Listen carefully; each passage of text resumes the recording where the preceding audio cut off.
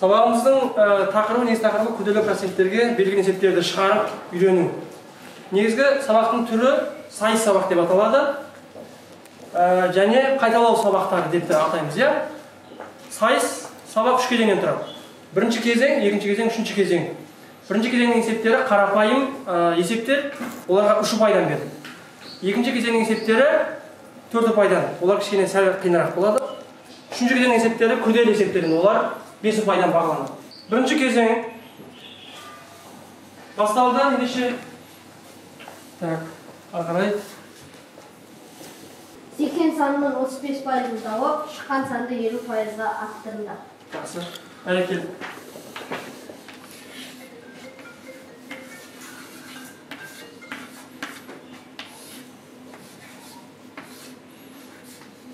Есебімізді айтып тұрамыз, қалай шығарып жатқанымызды бірінші. Біз 20-дан 7 ол 35%, және де біз оны жай бөлшекке айналдырдық, ол 20-дан 7 болады. Сосын секенді 20-дан 7-ге көбейткенде 28 болды. Жақсы, ары қарай не істейміз? Сосын оны 150% табу ол 2-ден 3 деп саналады.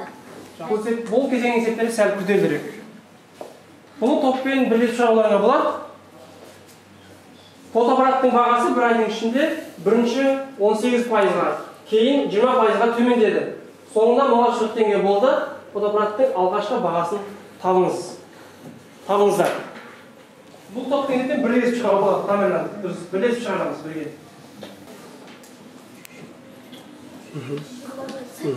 Жақсы.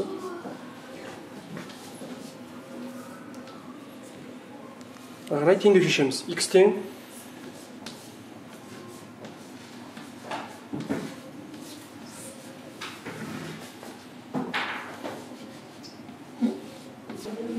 Сонымен, күрделі процент тарихына мағлұматты кішкене бере кетейін.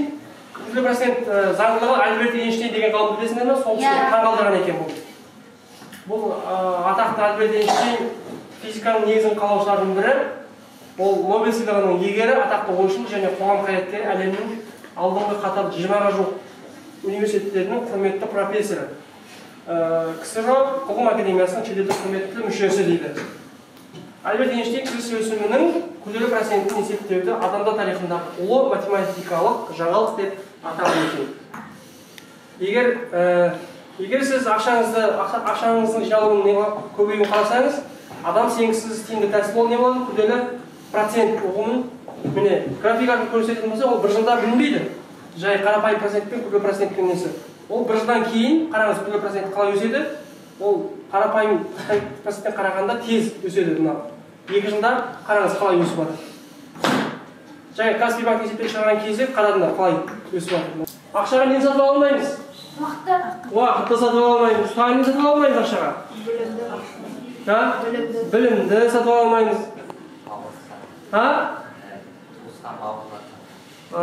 Туыс жақындарын сатып ала алмаймыз, денсаулық сатып ала алмаймыз, иә? Жақсы. Ақша сатып алуға болатын дүниелер өмірдің кереметтері емес деген екен. Ауа сатып ала алмаймыз. Сонымен қорытындылай келе балалар, үй тапсырмасына қосымша есептер 11-ден 15 есепке дейін үй жұмысына алыңыздар. Сонымен балалар үй тапсырмасына қосымша есептер береміз. 11-ден 15 есепке дейінгі тапсырмалар үй жұмысына беріледі. Күрделі процентке енді балалар есеп шығара аламыз ба? Иә. Осымен сау болыңыздар балалар.